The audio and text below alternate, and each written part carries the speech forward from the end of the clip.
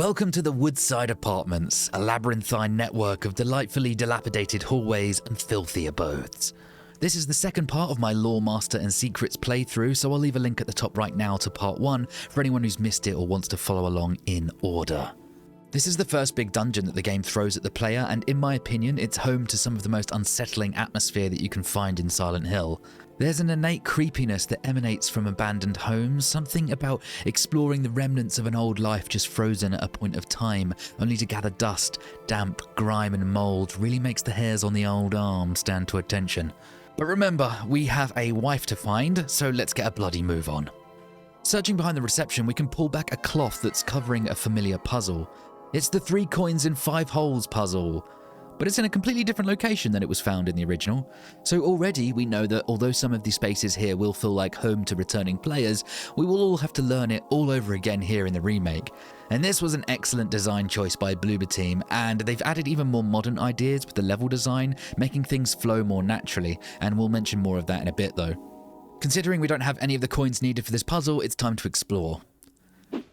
Everything except the janitor's closet is locked downstairs for now, so we head the only way we can up this terrifying looking stairwell. The water that's dripping down from the roof of this winding stairwell is a really nice touch. Having this animated detail really sells it and brings this scene to life.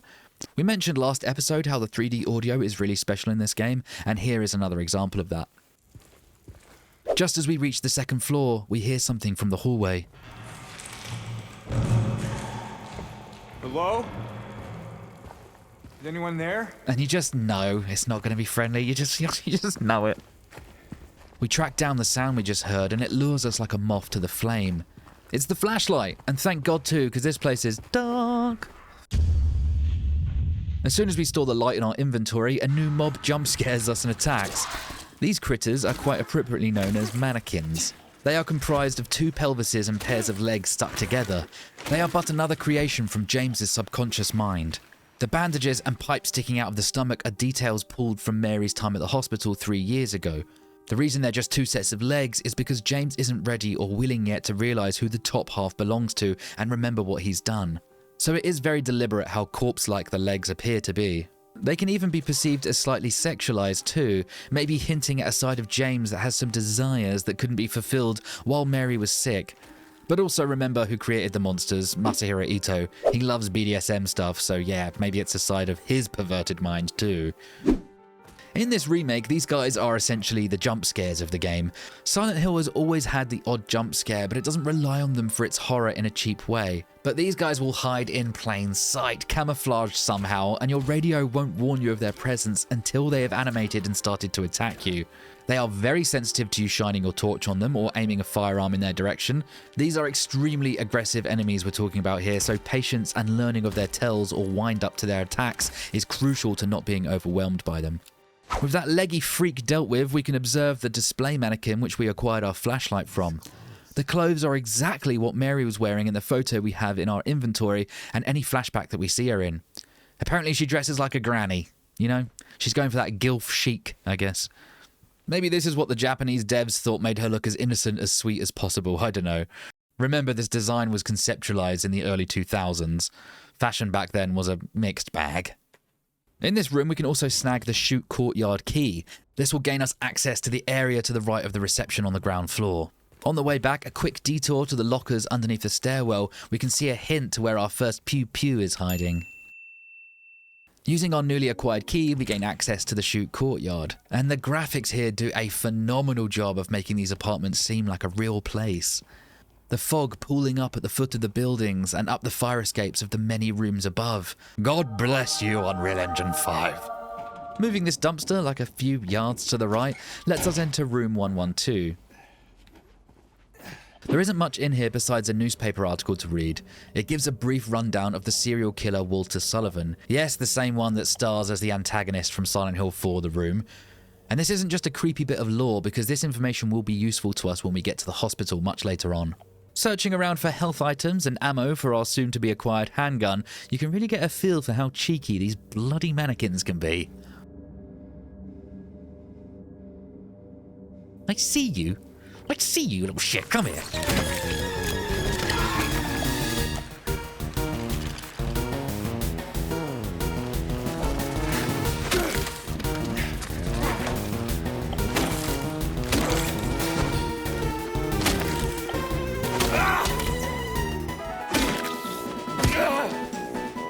Following the hallway ahead, we get halted by strange prison bars blocking our path, but there's a key in arm's reach.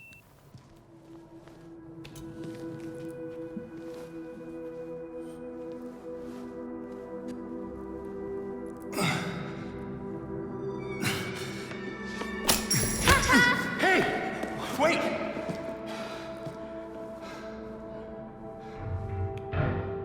Damn it. This little brat is called Laura. She is another mysterious element to the story of Silent Hill 2. She doesn't have a surname because we learn later on that she's an orphan. She made friends with Mary while they were both in the hospital together. How Laura's parents died and why she was in the hospital are left ambiguous. But although there are many reasons to think that Laura doesn't actually exist, she very much is a real person who is physically there in the town with James. However, what she's seeing in Silent Hill is nothing like what James is living through. More on her as and when we get to it, but for now she's just kicked us down shit creek without a key. Using the fire escape behind us, it leads us back down to the shoot courtyard from before, and this is what I was talking about earlier with how Bloober Team have added more modern convenience for the player, instead of making us backtrack entirely the way we came. Nice. Just before entering through the shoot courtyard door, we hear something. That sounded like Laura running about the place having the time of her life. That's alright for some, I suppose. But it seems that she has access to areas we don't because the hallway to our left is now open for us to explore.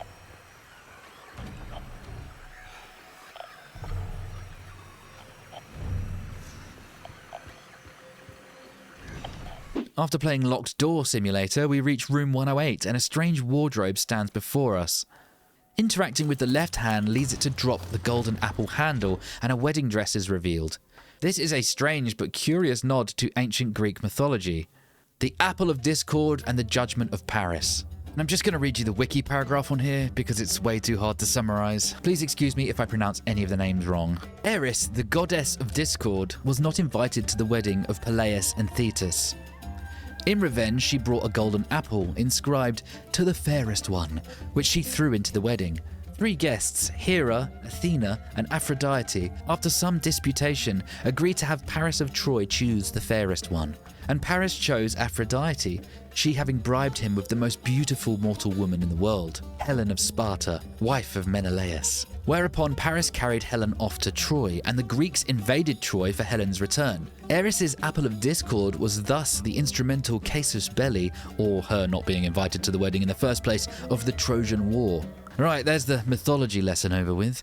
However, this apple is also apparently a declaration of love, whereby in ancient Greece, a man would toss an apple to a lady he'd like to marry. If she caught it, all good, they'd tie the knot. If she let it hit the ground, the man would have to hold that L and find someone else to ask. Relating it back to the story of Silent Hill 2 then, could this be the town telling James that he needs to choose the fairest one between Mary and a certain someone?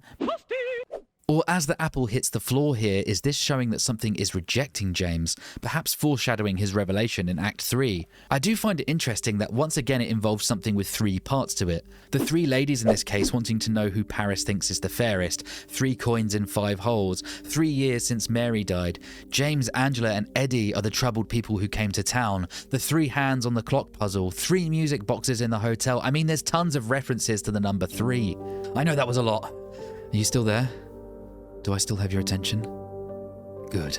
Following the hallway to the other side of the prison bars from before, we grab the key that Laura kicked away from us. It's the key to unlock the locked door on the other side of the apartment's 2nd floor. We can also explore room 107 while we're here and find some sheet music next to a piano.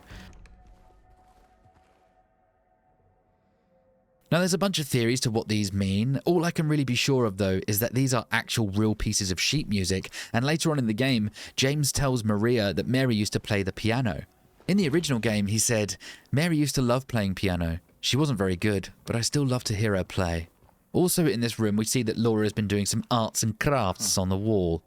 White rabbits. Possibly referencing the plot device of follow the white rabbit, see how far the rabbit hole goes, etc, etc. And considering Laura is constantly running away from us while dropping breadcrumbs of knowledge and intrigue, I would say that's a fairly accurate assumption.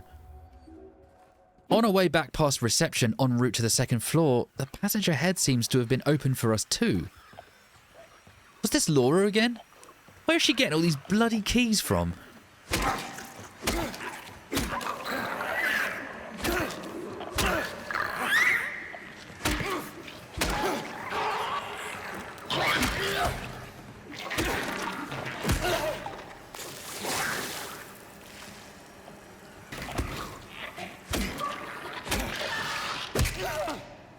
Taking care of the spitters, we head to room 102 and have a little nose about.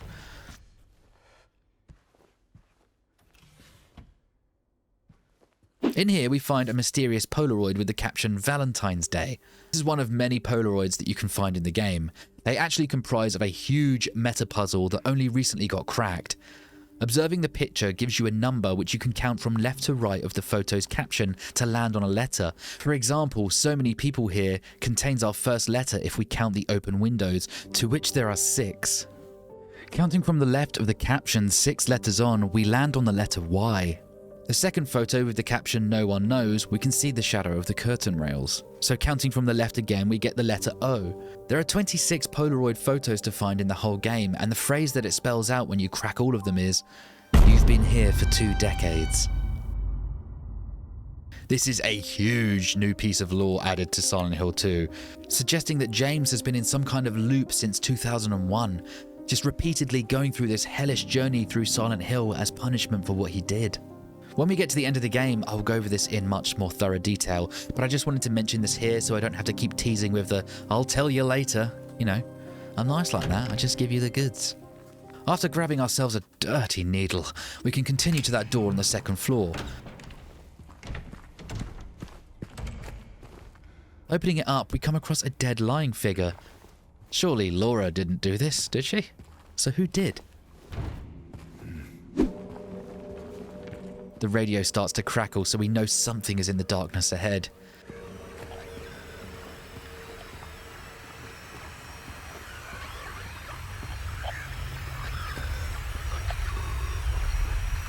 And well, would you look what the cat dragged in. It's Big Red Pointy Boy, aka Pyramid Head. He's just staring at us through the bars. Well, he might be staring, but to be fair, he could have his eyes closed under that helmet for all we know. We don't know how long he's been waiting either. Pyramid Heads might sleep standing up for all we know. Backing away from the scary boy, we can only access room 213, and there's something really unnerving about the music here. I think it accents the insanity vibe really well, and it makes me a tad uncomfortable. A crack in the wall leads us to an otherwise unreachable hallway. Another bonus is this is where we can access room 217, which as we all know is where the first firearm of the game is found. Sitting in this trolley, which has the convenience store 8 branding on it, which is definitely a play on the Japanese chain convenience store 7-Eleven. This is also a very cool detail because it's a location that you visit in Silent Hill 1, so it's just a nice nod from the developers that they're like, "We see you, don't worry, you're in good hands." After grabbing the pew-pew and heading back to the hallway, we hear a disturbing sound.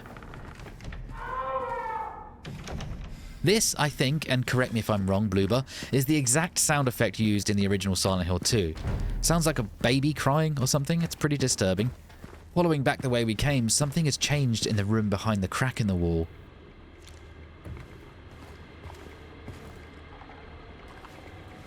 There's now a body sat in the armchair whose face is covered by a blood-soaked cloth, watching static on the TV. We can grab the apartment 212 key off the console and go to investigate. The clothes, those boots, and it's James, okay? It's James again, guys. It's James. We've got another James in here.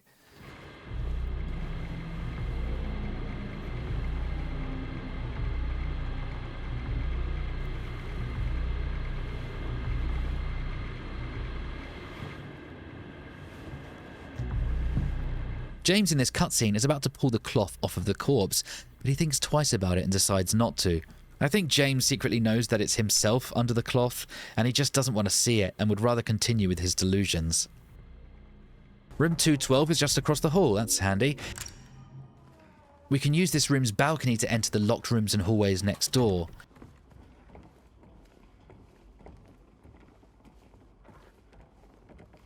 Making use of our newly acquired firepower to deal with any filth along the way.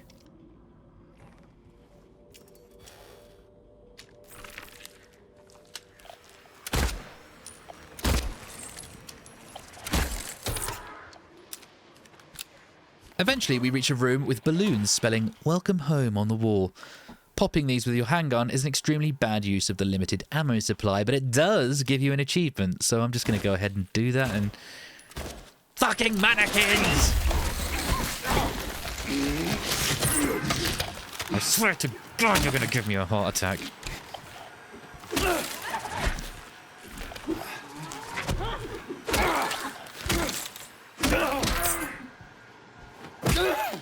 Where was I? Oh.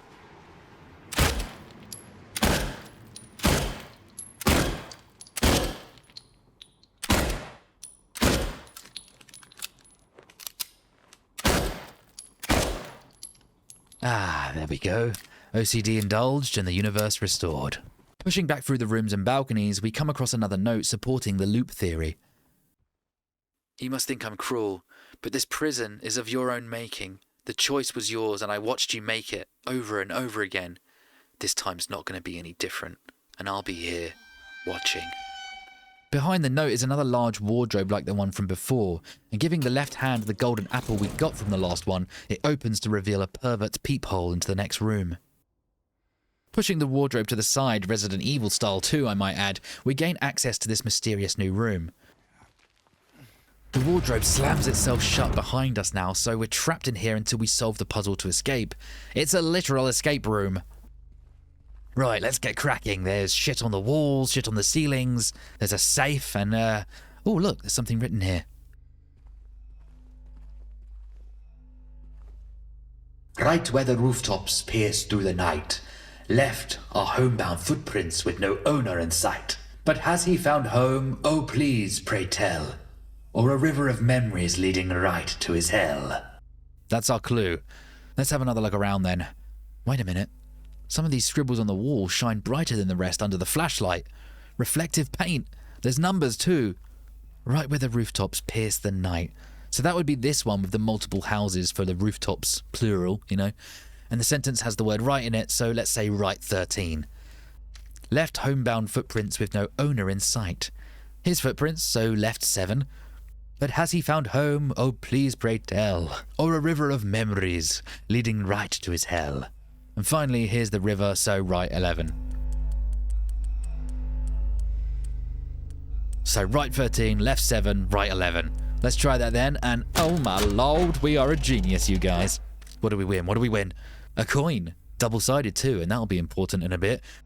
And we got the key out of here. I'd call that a roaring success, if you ask me. Also, before we leave, there's a nice bit of foreshadowing to the final save point in the game with the back of the store here. 9 empty squares will eventually become red. Hitting room 205 and squishing some bugs, we can procure the second floor small staircase key. This was the door that was locked before we got the handgun.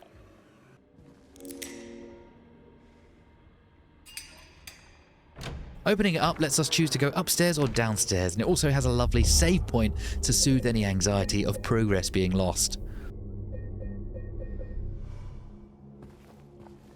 We're going to go up first because we can always come back and do the lower floor later. There seems to have been some renovations going on this floor before we got here because there's nothing but dust sheets and plastic covering the walls. I'm not sure why, but it really creates an eerie atmosphere, and it certainly doesn't help that there's a healthy handful of tricksy mannequins up here ready to push my shit in.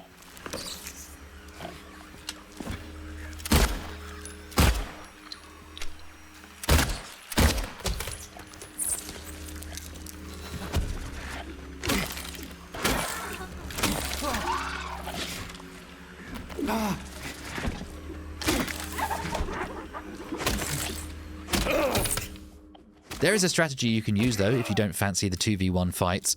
Pull aggro from as many of them as you can and then lead them to one of these shimmy through gaps. They can't follow you through, but they can still eat lead from the other side.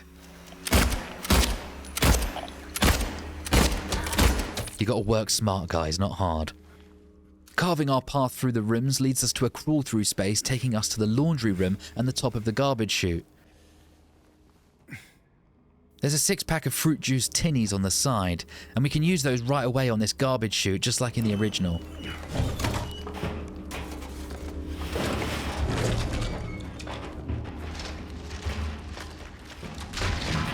It's heavy enough when dropped from this height to unjam the blockage, which actually contained one of the coins we need for our puzzle behind reception. That's 2 of 3 coins we have now, so we're making good pace.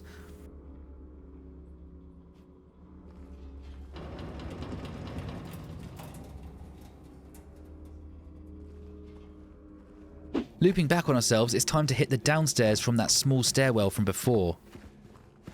Not long down this corridor, and the sounds of somebody coughing and shitting themselves can be heard faintly through the walls.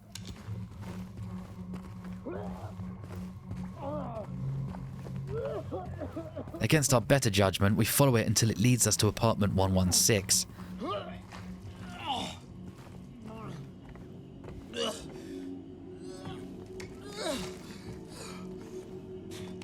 The kitchen is quite the scene. There's a dead man stuffed inside an open refrigerator. It's pretty disgusting, but with the corpse you can see part of a window frame resting against its leg, which will be relevant shortly. He has bare feet and doesn't appear to be James's body this time. This one is different. There are pizza boxes on the kitchen counter, which for those who played the original will immediately know the reason for. This town is full of pizza. How can you just sit there and eat monsters? Right, let's go and see who's having a blowout of the old chutney tunnel. Hey, who's there? It wasn't me. I didn't do it. I didn't do it, I swear. Hey, are you okay? I didn't do anything. He was like that when I got here. He... Oh, you mean the man back there? In the kitchen? I didn't do it. I swear I didn't kill him. Yeah, it's all right. I'm not saying that you did. Look, my name is James. James Sunderland. Eddie. Eddie, okay. So, do you live here, Eddie? No. I'm not even from this town. It's just... Something brought you here. Yeah, you could say that.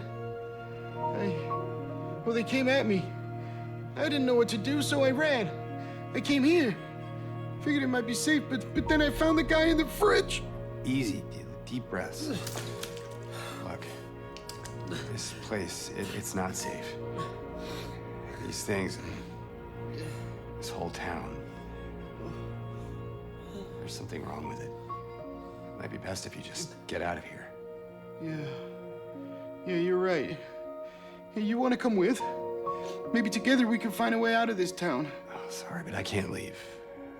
Not yet. I need to find someone. Oh.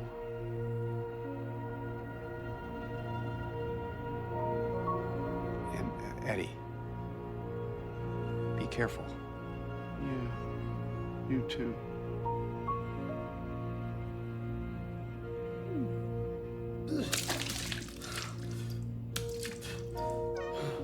Okay, so he was just blowing chunks, my bad. Really sounded like the aftermath of eating a dodgy curry.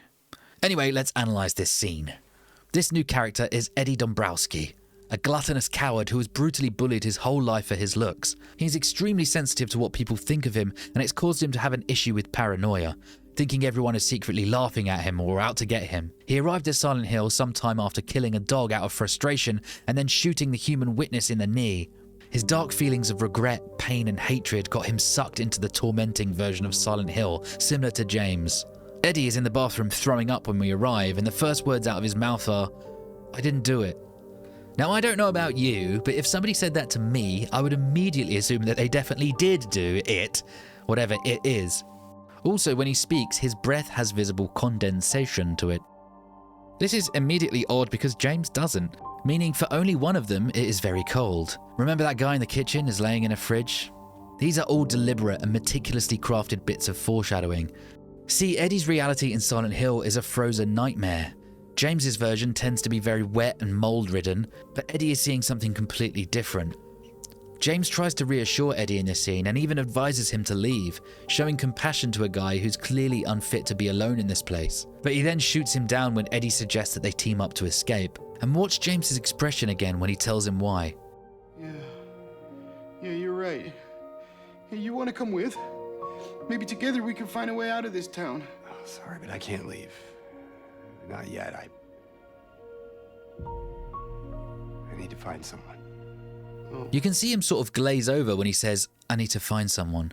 Almost like he's aware that it's a fool's errand, but chooses not to admit it, even to himself. The disappointment you can hear in Eddie's voice before James leaves him there is quite sad, and there's almost a part of me that feels kind of bad for him.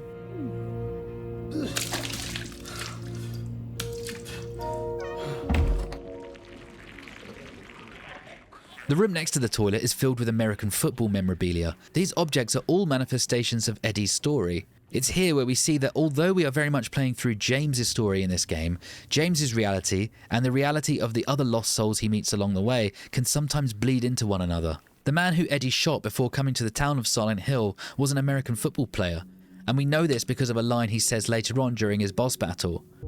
He's gonna have a hard time playing football on what's left of that knee. You think it's okay to kill people? Which, yes, takes place in a giant fridge. These are such nice details and an interesting bit of the town's lore. Realities and versions of Silent Hill that people are living through can converge, though it's never mentioned if people can see James's version. Jumping out of the broken window, remember part of the window was on that guy's leg in the kitchen, we enter the swimming pool courtyard, and this place is heaving with filth. This is also where the game's combat kind of falls on its arse a little bit.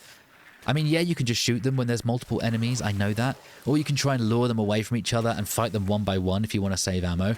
But taking the multiple targets fight with melee, the soft lock thing kinda screws you over when it locks onto the wrong target and gets you slapped about because of it. I suppose you could always do what they do in the original game, just drop into the pool, grab the last coin you need and leg it.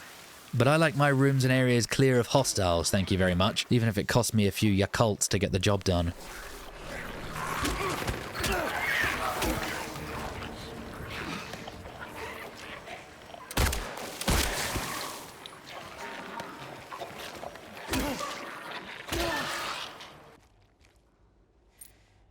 Alright, we got the last coin that we need for the puzzle, but before we leave though, there's a really nice Easter egg out here of the original game's map of the town.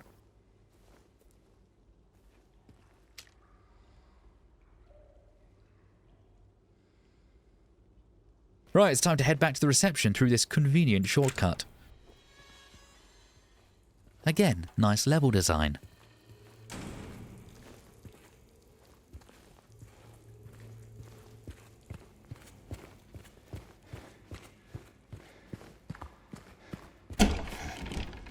Making sure that we hit that shoot courtyard one more time though to pick up the coin that we pushed through with the juice cans earlier. Now we can head to the puzzle. This puzzle used to be the bane of my playthroughs on the original game. I don't know, I must be stupid or something, but the riddle never ever made sense to me and it would only hinder my progress more than I'd like to admit. Here in the remake though, Bloober Team have reworked this puzzle somewhat and made it, in my opinion, much more fun to suss out. So the coins are double-sided like we mentioned before. We have a coin of a man which has a sword on the flip side. We have a coin of a woman who has a tombstone on the other side, and a coin of a snake which has a flower on the back. We have to read the text and place the coin into the correct holes. Our first riddle: 3 bright coins in 5 holes be. First sits the maiden underneath the tree. The wind from behind the maiden doth blow. A beautiful flower alone has to grow. And here comes the man so sleek and so fine. In the pale moonlight his eyes doth shine. On the board we see there are some engravings. In the centre is a giant tree. On the left there's a moon, and finally on the right is a sun. The first line mentions a maiden under the tree, so let's stick the woman coin right in the fucking centre here. The next line of the riddle says that the wind behind her blows, which means there should be no coin either side of her to allow the wind to blow. The next line speaks of a flower that's alone to grow, so let's flip the snake coin and stick the flower under the sun on the right, because apparently the man's eyes are shining in the moonlight, so he goes over here to the left. Getting the right answer changes the riddle text, so now we have to solve the next one. The man doth approach, his blade now revealed. His face disappears behind shining steel. Away from the man doth the maiden flee, towards the flower, away from the tree. So let's move the lady coin closer to the flower. Let's flip the man into a sword and move him closer. And that's it, on to the next riddle. God damn, that was easy. Where once was a flower, a venomous glee. Where once was a maiden, a stone doth be. And over her grave the man doth remain. His blade never met the vile serpent's vein. Alright, let's flip that flower back into a snake. That covers the venom side of things. The woman can now be a tombstone, and we can bring the man closer to her grave like the riddle says, and boom, we did it. The next part is answerable with any coin, but which one you choose has an effect on which ending you might get, so choose wisely. The beast who its teeth in her flesh doth bore, he who has failed, and she who is no more. Now unto you falls a grievous chore, who carries blame for what fate had in store. For this playthrough, we're going to use the woman coin.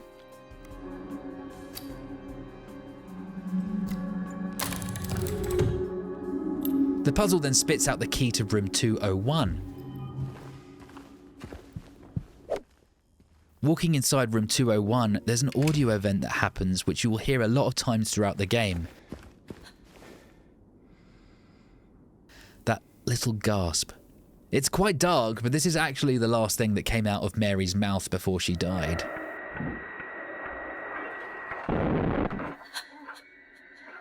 James will hear this repeating on his conscience for the entire game until the big revelation in Act 3.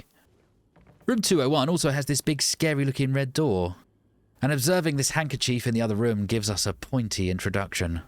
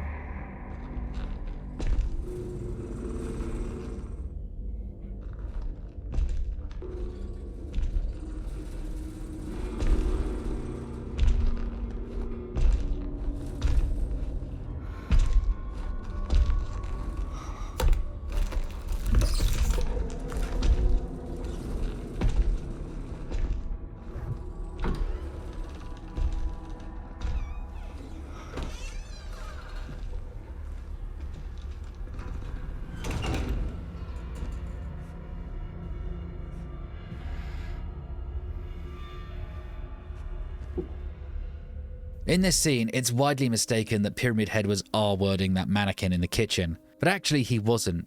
He was abusing it in some way, as the mannequin is writhing around trying to escape. This is directly a reflection of the guilty side of James, and something that he's refusing to come to terms with. Terrified, he hides in the closet, which, let's face it, is probably one of the worst places that you could hide. You're literally cornering yourself, my boy. Pyramid Head's strange jerky animations here are practically one-to-one with the original, and I think Bloober Team played it safe here by not changing this. I would have liked to have seen them do something slightly different with that aspect though, as they don't have the unsettling effect that they did back then. I mean, it was 2001 for goodness sake. It was freaky then, now it just looks a little jarring considering the graphical and animation advancements we got in the rest of the game. Anyway, James starts popping a Glock point blank and shooting Pointy Boy in the face. This entire scene of James hiding in the closet was actually ripped right out of the movie by David Lynch called Blue Velvet. In that movie, a character named Jeffrey Beaumont has a strikingly similar moment of hiding in the closet with a gun. Also, the name of the Bluecreek Apartments was a reference to the same movie, which contained a location notably similar called the Deep River Apartments. And thus the blue in the Bluecreek Apartments was referencing the Blue Velvet movie title, and creek is a synonym of river. The bullets seem to do no damage, but Pyramid Head decides to leave us alone and drag a mannequin off through the red door. So he actually helped us out here by providing the only way to progress. What a top G. Following him through sees James opening a door to a sheer drop with another door opposite. This part in the original used to give me the heebie-jeebies. I don't know why, I just found it really surreal and unsettling, like something that would take place in a bad dream. Architecture that doesn't make sense and things where they shouldn't be, that kind of thing. It really creates that sense of unease. This scene is representing James now stepping into the otherworld. The otherworld is another parallel reality running alongside the fog world which we were just in. It houses a far more oppressive atmosphere with the colour of rust being extra prominent. Everything is more dilapidated and gross looking. It's like pouring petrol on our anxiety and throwing a lit match to it. Chain-linked fences and barbed wire, everything has a very industrial, visceral feel to it. It's not a very nice place to be, to put it lightly. But for now, we're stuck in it. We are now wandering the Bluecreek Apartments. So what do we do when we get to a new place? That's right, we grab the bloody map, don't we? Okay, map acquired. Let's follow the only path we can. When we're in the otherworld sections of the game, Bloober Team have added variants of the creatures that we fight to emphasize just how much more dangerous the otherworld is. And also from a gameplay standpoint, it gives us more variety with the combat side of things, so you know, keeps us thinking. So here we have the new version of the Lying Figure. This one is equipped with more straps and belts than a mid-2000s emo. They have a few new tricks up their sleeve to... Oh, right, yeah. No arms. Sorry. No sleeves, no arms. They have new attacks. We have this new version of the Acid Spit, which is more like sort of an acid dart. And frustratingly, these bastards now spit an AoE acid attack as their parting gift before they die. Which means we always want to keep our distance even after we land the killing blow. Think of it as like the xenomorph of the game. You don't want to be near that acid blood when it starts a-spilling, let me tell you. Not too far ahead and we learn we can break through certain walls to create pathways to new areas.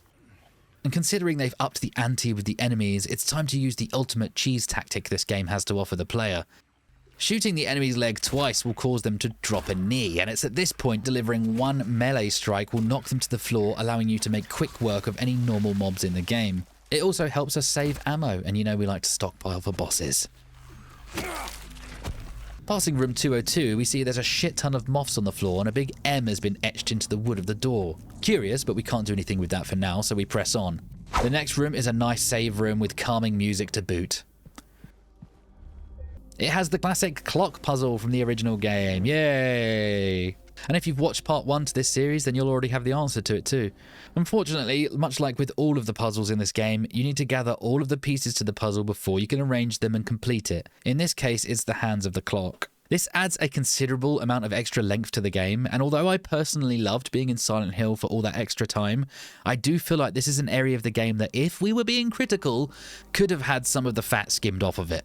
There is absolutely no need to artificially extend the length with busy work of gathering multiple key items for one puzzle, and by the end of the game it can get a little exhausting. But right now we can only continue through this one open path. As we look out from the balcony, we can see chain-linked cages below in the courtyard, somewhere that anyone who's played the game already will recognise as the boss room of this dungeon. Our attention being drawn to the lit window on the floor above, we can hear banging on the door to our right. And this one has a big H etched into it. Oh, okay, so the previous door represents the minute hand, and this one represents the hour hand for the clock puzzle. Pushing on, we reach yet another breakable wall, and this allows us to use a fire escape from the room ahead to reach the 3rd floor.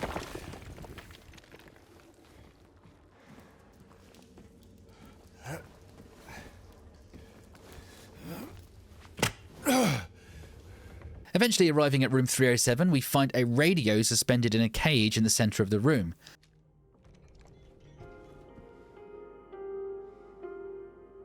It's playing the music from the Mary flashback we had after solving the jukebox puzzle from episode 1. To get this radio down, we'll need to follow these chains that lead into the other rooms and free them at their source. Weirdly enough, it involves twisting 3 valves to release the chains. But of course, it's not going to be that easy, right? Because remember what I said earlier about stretching things out with key items? Well, yeah, we're doing that again. There is only one logical path to take, winding in and out of the spaces ahead. Eventually, we climb through a window that seals shut behind us with rusted metal. So for now, we're locked in until we can figure out how to escape. There's a lying figure suspiciously laying down in the bathroom floor, letting us loot the cabinets, and you just know that this fucker's going to get up at the most inconvenient time. Room 306's key is laying on a table for us in the other room, and to the left is one of the valves that we need to turn to release a chain.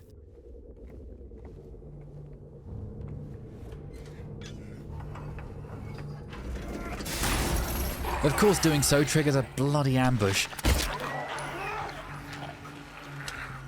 And of course, our sleepy boy from the bathroom joins the fray.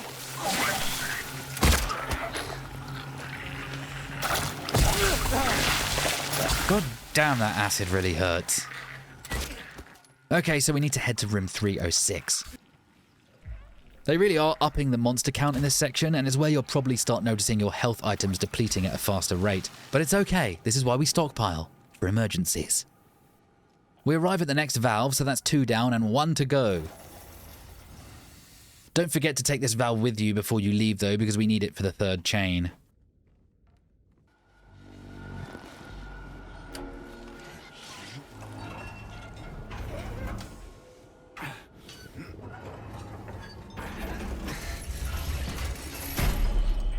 Okay, radio down, and what did it give us? The hour hand! Taking it back to the clock and setting it to the hour that Mary died, you'll know it's right when you hear the clock chime, and this unlocks the door with the H on it. Naturally, of course, because that's a totally normal way for door locks to work.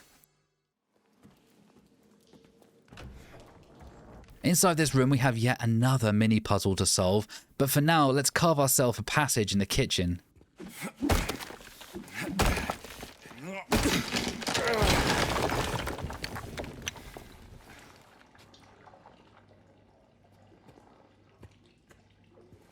This is the infamous scene of James sticking his whole arm into a toilet filled with doo-doo chocolate cakes. He doesn't even think to flush first too, just sticks it right in there, right up in there. Someone had obviously eaten the minute hand to the grandfather clock and shat it out, because James finds it in that full toilet bowl. Disgusting. A cool thing to notice here though is James's arm is still covered in shit for a little bit after this scene. The next puzzle is kind of dull, but you need to find 3 pieces to it. 3 pieces again! 3 fucking pieces! The pigeon is the first, and the next 2 are the malformed figurine part and the swan head to combine it with. This is also the point where we can enter room 209 and hear the creepy whispers.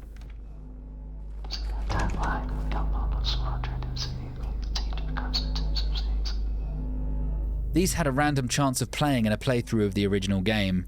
Bloober Team actually used the exact same recording of it too. There was much deliberation about what these whispers were saying. Some people thought it said, "See my dead wife, then come home to do some laundry to escape." See my dead wife, then come home to do some laundry to escape. But it's actually more of a simple and slightly underwhelming answer than that. It's just a stock sound effect that Team Silent used from the Nightingale Voice Box Sound Effects Library Volumes 1 and 2. This specific soundbite was called Whispering Male 1. It's complete gibberish and it doesn't mean anything. But it certainly is unnerving when you hear it for the first time, that's for sure. Sometimes when you learn the trick behind the magic trick, it loses the magic. Taking all of our puzzle pieces back to the weighted ornament, we can arrange them so that they balance and it immediately breaks and gives us the key to the door next to us.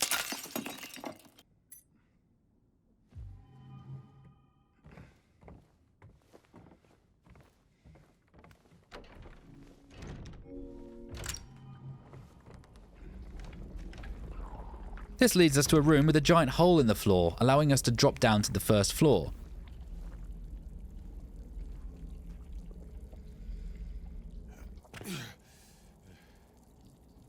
Down here we can see another memory of the past, and it's the 3 coins and 5 holes puzzle from the original game. Here though, it's broken to pieces and not in service. Though now we know about this loop theory, all of these moments don't just feel like nods to the fans of the original game anymore. They are from previous loops of James going through this personal hell in Silent Hill. Really cool detail. As we approach room 109, notice how the rust and grime slowly clears up before we enter. almost like something inside is stopping this area from being affected by the other world's gruesome aesthetic. Inside, we have another run-in from someone who we met earlier.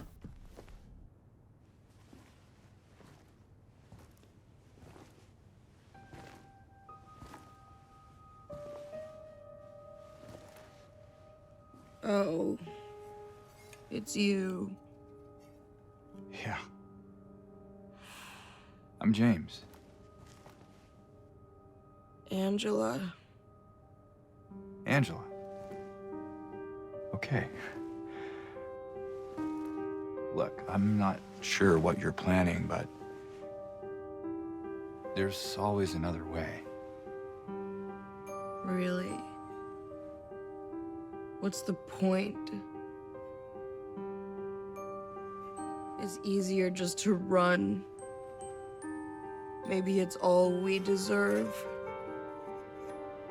We? Me. You. We're all the same. I'm not like you.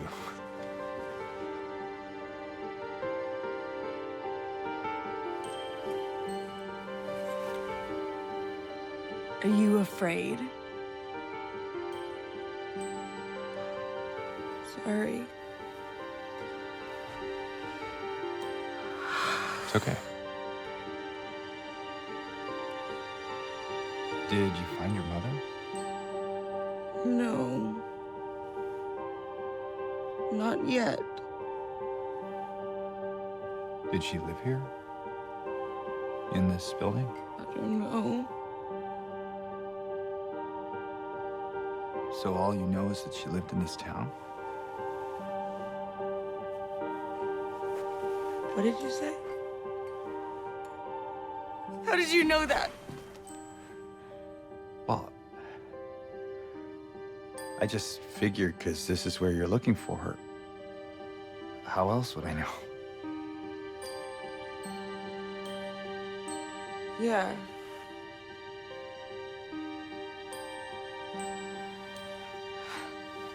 Sorry.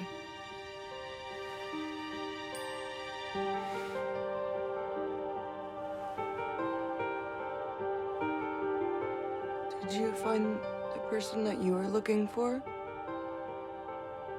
Not yet.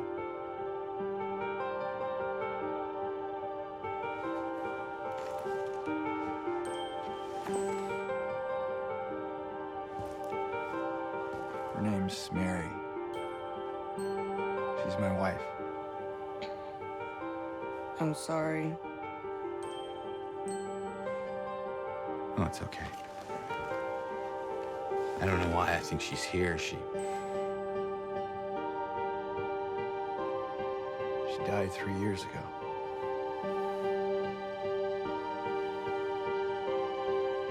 She's dead?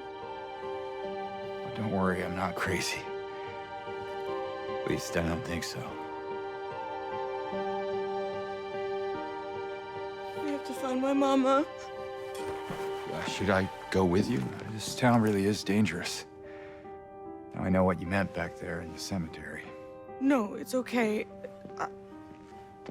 Besides, I'd just slow you down. What about that?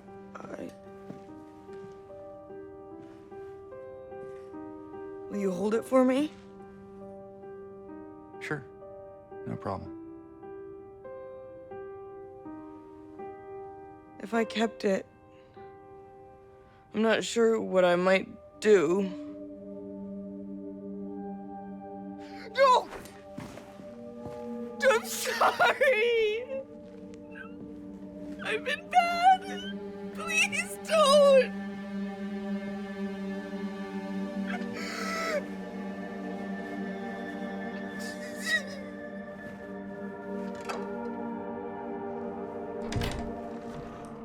Of course, it's the famous Angela mirror scene. She's laying down facing a wall mirror in a really depressed state, presumably contemplating checking out early. She's clutching the knife that she killed her father and brother with, which still even has their blood on it. It's also here in this scene where these characters exchange their names for the first time. Angela drops in and out of a lucid state and hints at knowing things about James that he won't let us know. She says, It's easier just to run. Maybe it's all we deserve. And when James asks, we? She says, me, you, we're all the same. James refutes this claim by saying he's nothing like her, and it makes Angela sit up slightly and ask, are you afraid?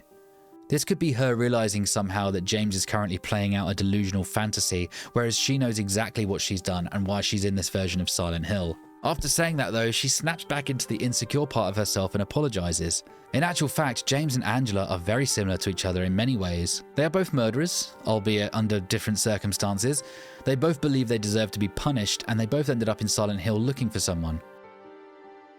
As we know that James is the unreliable narrator, every scene of him must be scrutinized and picked apart. He's hiding things from us, and he tries to appear heroic by offering to leave with Angela during this scene, and even trying to talk her out of ending herself. Angela asks if James has found who he's looking for yet, and he says not yet, then whips out the photo of Mary to show her. This makes Angela turn away and say, I'm sorry. It's almost like she can't even bring herself to get invested in James's plight. But her reaction when he tells her that Mary is already dead seems to spring her back to life and give her the will to continue the search for her mama. She's dead? James then questions her about the knife she's carrying. Here is where we see how truly damaged Angela really is. She asks if James could take the knife because she doesn't trust herself with it. But as he reaches out to take it from her, she loses grip of her emotions, and her past incidents with her father cause her to freak out.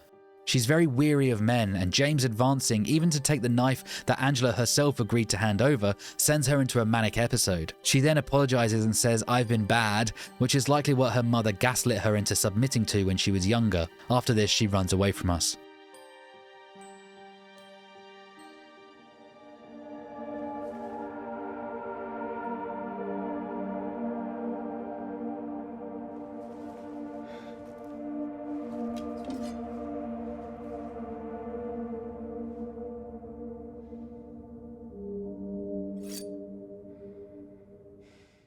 We now have Angela's knife and the key of resilience.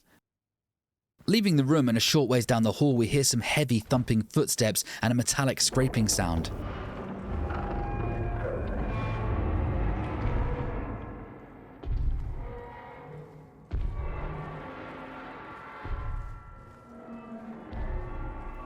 Not much further on and we can unlock the path ahead with the key that we just got.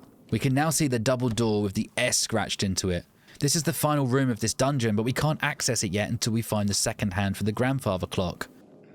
Making our way back to the clock, we can use the minute hand that we found from the shitty toilet earlier and set it to the correct time, 9:10.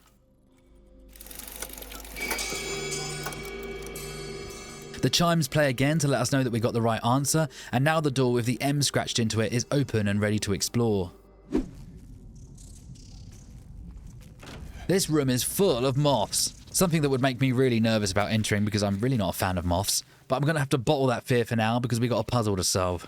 There's a lock on the door and it needs 3 numbers you input with a rotating dial. The answer to each is scratched on the wall to the right. There's the pattern for the emperor moths, the pattern for the polyphemus moth, and the skull pattern from the death's head hawk moth. It asks you to add and subtract each symbol to find the code. Looking around the room, we can count up the totals. Some of these moths are missing their wings too, so paying close attention, we eventually get our answer. It's 373.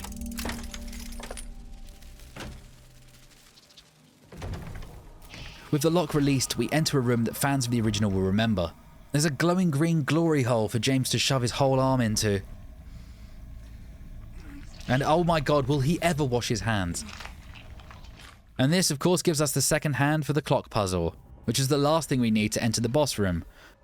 Just before we leave, there's a concerning racket going on in the hallway.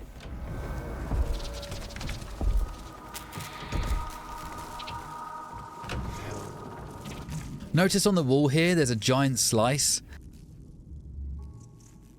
And back in the clock room, there's a similar one on the floor. Whacking the second hand onto the clock and setting it to the correct time, we hear those chimes again, and now we can finally be on our way. Don't forget to save.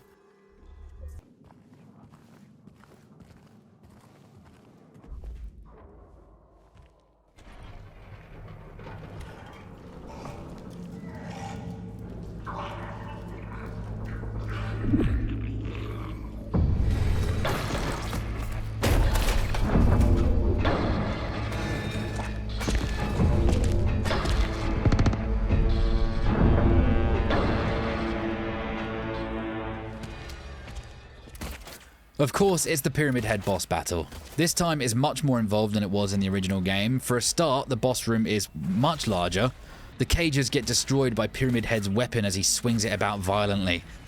Interestingly though, the reason Pyramid Head now is armed with a hulking great sword, it's actually called the Great Knife. It's called that because it's only appeared on Pyramid Head after Angela handed over the knife to us earlier. The few times we saw Pyramid Head before this, he wasn't armed, so it's fascinating that Angela's murder weapon becomes the thing that Pyramid Head uses to punish James. Being that Pyramid Head is the monster born from the guilty side of James, Angela is also feeling guilt for committing murder herself. So the knife has that symbolism to it which is infused with James's monster and made him stronger and more menacing. This fight shares one cool thing with the original though. If you don't attack Pyramid Head and instead opt for just running rings around him, the fight will still end and Pyramid Head will leave. Shooting or attacking him will only speed up this outcome. This is done because Pyramid Head isn't actually trying to kill you here, but more just to punish James for his sins. He's actually in many ways trying to help James come to terms with what he's done. There are multiple instances in the game which, without Pyramid Head's intervention, you wouldn't be able to progress. The rain will intensify here when you're getting close to the end of the fight, and when the iconic siren plays,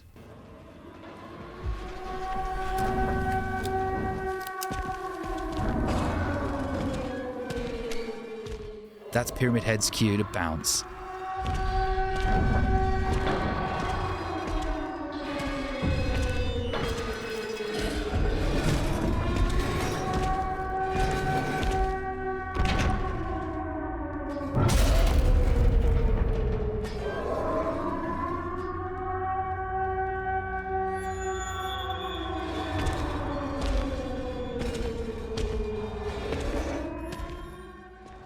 He also creates the exit to this dungeon for you, so see, he's a nice guy.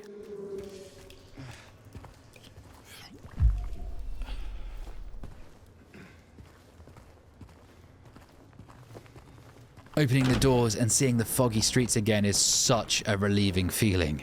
We have exited the other world and we're back to the fog world.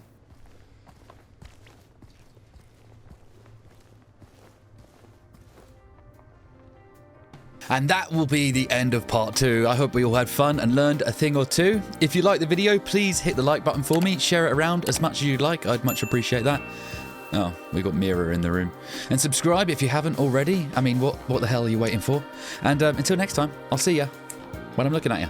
Thank you for watching.